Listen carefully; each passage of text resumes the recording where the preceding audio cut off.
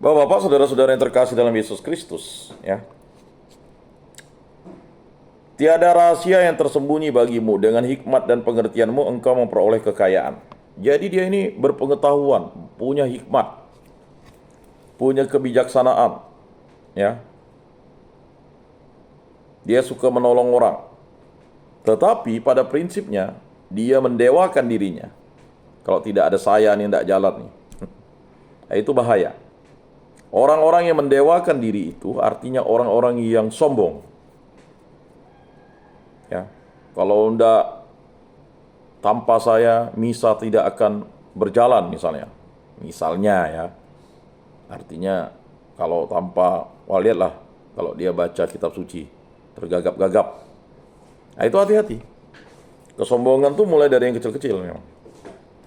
Ya, membanding-bandingkan perbuatannya itu sehingga sampai nubuat Daniel pun atau Nabi Daniel pun di atasnya katanya. Jadi dia tuh di atas Nabi Daniel. Ya. Emas dan perak kau kumpulkan dalam perbendaharaanmu. Nah, tetapi dia mengumpulkan kekayaan, ya kan? Nah, ini bisa kena kepada siapa saja, kepada saya dan kita ya.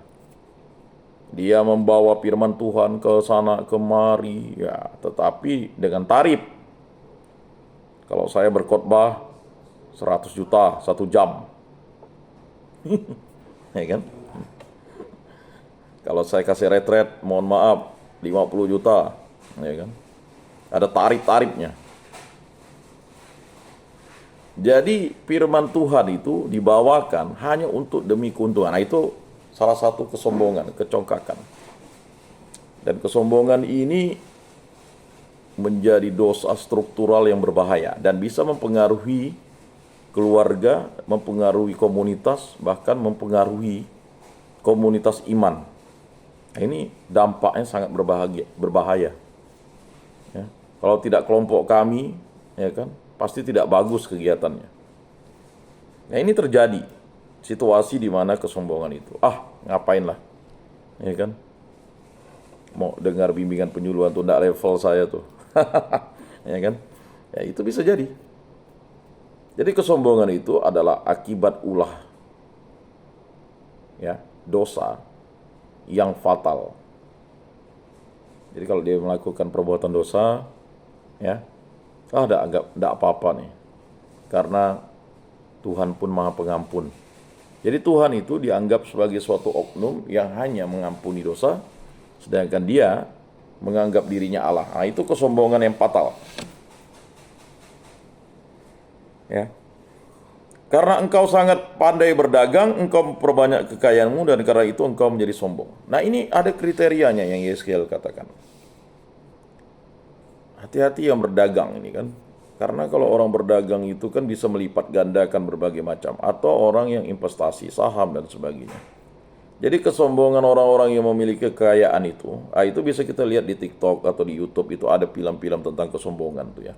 Jadi kesombongan lawan kesombongan. Hancur lah ya. Atau misalnya kekuatan dengan kekuatan, ya kayak perang sekarang ini kan. Perang itu kan akibat ulah kesombongan, setan melawan setan. Dan kita yang melihat perang itu kan miris. Ya, orang tidak berdosa dibunuh, terbunuh. Yang berdosa malah membunuh.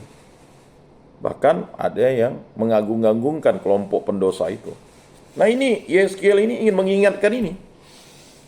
Terkadang kita tak sengaja, ya kan, melakukan kesombongan iman dan kesombongan pribadi yang berdampak pada, ya, terhambatnya cinta kasih Tuhan kepada diri kita dan kepada sesama manusia. Harusnya kita menjadi berkat bagi sesama.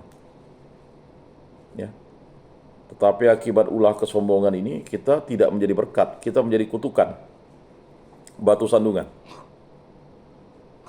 Dan ini persoalan-persoalan yang terjadi dalam kelompok orang beriman.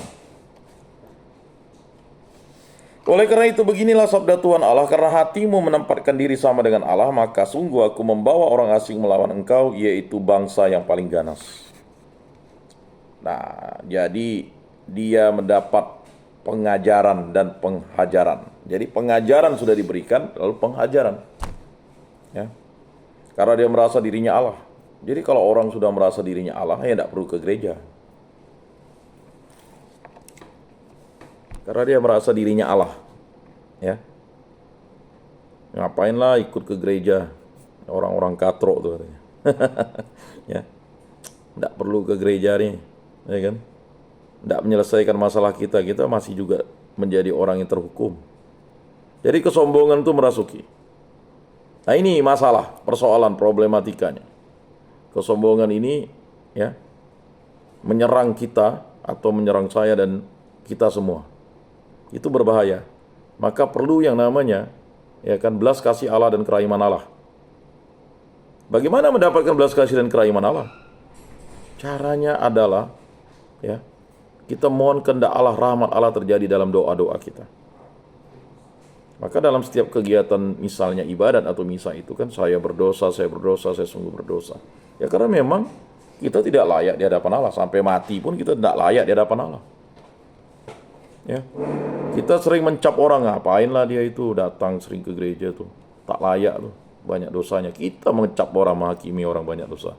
Padahal kita sendiri sombong, tidak mau hadir. Ya. Dan ini persoalan-persoalan problematika yang terjadi dalam diri kita. Kesombongan itu juga pengaruh dari orang lain. Tidak perlulah ke situ, ya kan? Paling kita diceramahi. Nah ini, jadi mempengaruhi. Jadi yang namanya iblis tuh, setan itu kan artinya melawan Allah. Jadi perlawanan terhadap kerendahan hati atau perlawanan terhadap Allah itu, ya itulah kesombongan. Ya. Jadi sadari itu. Ya. Ada kesaksian waktu saya misa di Keluarga Kudus itu, seorang pastor yang berkarya di Taiwan. Kalau di Cina itu, di Republik Rakyat Cina, yang boleh masuk gereja itu adalah di atas 18 tahun. Kalau di bawah 18 tahun itu dilarang. Makanya ada pemeriksaan KTP. Justru di sana iman yang dilarang itu bertumbuh dan berkembang karena orang itu merasa dilarang dan ingin ke gereja. Kalau di Taiwan terbalik. Di Taiwan itu ya sudah materialistis. Justru gereja di sana ya yang hadir itu adalah orang-orang lansia. Karena mereka pikir ya hari Minggu harus mencari uang. Jadi materialistis. Di sana tidak dilarang di Taiwan. Ya memang Cina bilang Taiwan itu adalah negaranya, tapi karena Chiang Kai-shek itu bermimpi suatu saat Cina Daratan itu akan dikuasai oleh kelompok nasionalis ya, kalau RRC itu kan oleh komunis. Nah, di Taiwan begitu. Bahkan dalam karya misinya itu ada beberapa gereja yang ditutup, bukan karena ditutup pemerintah, karena umatnya udah tidak ada. Itu akibat kesombongan materialistis tadi itu. Ya. Bahkan ada kesaksian seorang bapak tinggal di belakang gereja, waktu dia anak-anak aktif. Tetapi setelah dia bekerja, tak pernah ke gereja. Baru usia 75 tahun dia kembali ke gereja lagi. Itu pun karena ngantar istrinya mau menjadi Katolik atau mau menjadi Kristen. Nah, apakah itu akan terjadi dengan diri kita? Pasti terjadi kalau kita memelihara kesombongan. 93 orang yang ada di tempat ini, ya kan, bukan karena dia malu, tetapi karena sombong. Karena kesombongan itu ya menutup hati kita. Dan itu persoalan problematika yang dihadapi oleh kita, kesombongan. Nah, kesombongan ini bisa merasuki nanti jadi kemunafikan, keserakahan, kejahatan, ya. Kalau dia semena-mena dengan orang kan, bisa mengkerangkeng orang, bisa memenjara orang kan, atau dia bisa menyiksa orang, ya kan, tanpa ada diberikan, ya kan, hukuman atau apa, wah dia akan sombong. Nah, kesombongan ini menjadi problematika di dalam hidup beriman kita. Kita punya segala-galanya, kita menganggap diri kita, tidak pentinglah ke gereja tuh, ya kan. Dan akibatnya apa yang terjadi? Hidup kita semakin jauh, melarat. Ya, bukan melarat karena tidak ada harta, ya. Tapi melarat karena tidak memiliki yang namanya ya, iman. Jadi iman itu tidak bertumbuh.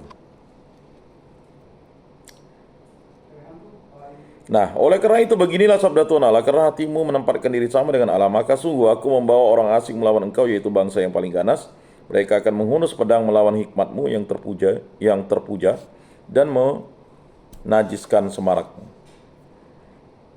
Jadi kenajisan itu diberikan itu karena kesombongan kita. Makanya yang berkat itu menjadi kutuk. Orang yang telah dibaptis lalu dia tidak mau datang ke gereja, tidak hadir dalam misa dan kebaktian. Akibatnya apa? Fatal. Atau dia sudah dibaptis, ya doa pagi, doa malam tak dilaksanakan. Itu kesombongan namanya. Kesombongan dimulai dari ketidaktahuan. Nah, kesombongan inilah yang menjadi persoalan. Ya, segala sesuatu bisa diselesaikan dengan uang, ngapain? Ya kan? Nah, itu dampak dari kesombongan itu. Nah, mereka akan menurunkan di kau ke liang kubur dan engkau akan mati seperti orang mati terbunuh di tengah lautan. Jadi, nubuat Yeskiel kepada Raja Tirus ini sangat fatal. Jadi Yeskiel mengungkapkan apa yang akan terjadi dengan Raja Tirus ini. Ya, apakah engkau masih akan mengatakan di depan pembunuhmu, aku ini Allah? Jadi jelas ini kepatalan yang dibuat oleh Raja Tirus, ya, sebagai lambang yang membuat orang itu ya fatal. Padahal bagi para penikammu, engkau adalah manusia, bukan Allah. Engkau akan mati seperti orang tak bersunat, dibunuh oleh orang asing, sebab akulah yang mengatakannya. Jadi siapakah yang mengatakannya? Allah. Bapak-bapak, saudara-saudara yang terkasih dalam Yesus Kristus, yaitu jangan sampai ada yang berpendapat, ya kan, hadir tidak hadir ya sama saja. Ya, kehadiran kita adalah lambang pertobatan yang diberikan oleh Allah, rahmat Allah. Kedatangan kita adalah yang dinantikan oleh Allah. Tetapi orang yang sombong itu akan mendapat yang namanya pengajaran dari Allah melalui perantaran orang-orang banyak. Nah, kesombongan itu fatal akibatnya kalau kita tidak bertobat. Dan akibatnya kalau kita tidak bertobat, apa yang terjadi? Kita akan terpisah dari Allah. Ya, terpisah dari Allah. Kematian yang sangat fatal. Makanya kalau orang yang terpisah dari Allah, ya tidak akan bisa bersama Allah lagi. Nah, tetapi kalau bisa bersama Allah, berarti kita harus mohon pengampunan rahmat Allah.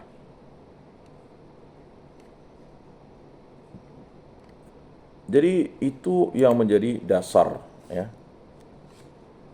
Jadi jangan sampai kita menjadi pribadi yang sombong.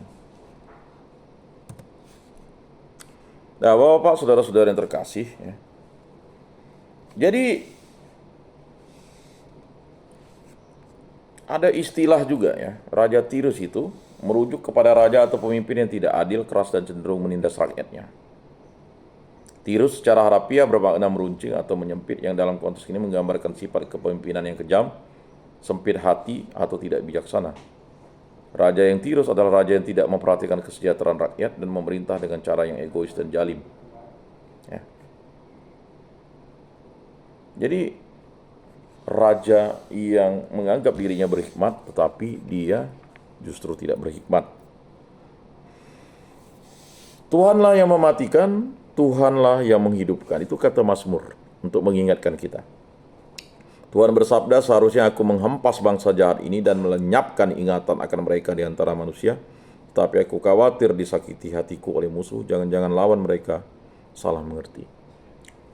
Jadi apa kata Mazmur ini mengungkapkan suatu hal yang akan dihadapi oleh orang yang kejam atau orang yang ya dia melawan Allah, ya. Jangan-jangan lawan berkata, tangan kamilah yang jaya, bukanlah Tuhan yang melakukan semua itu. Sebab lawan itu suatu bangsa yang bodoh dan tidak ada pengertian pada mereka.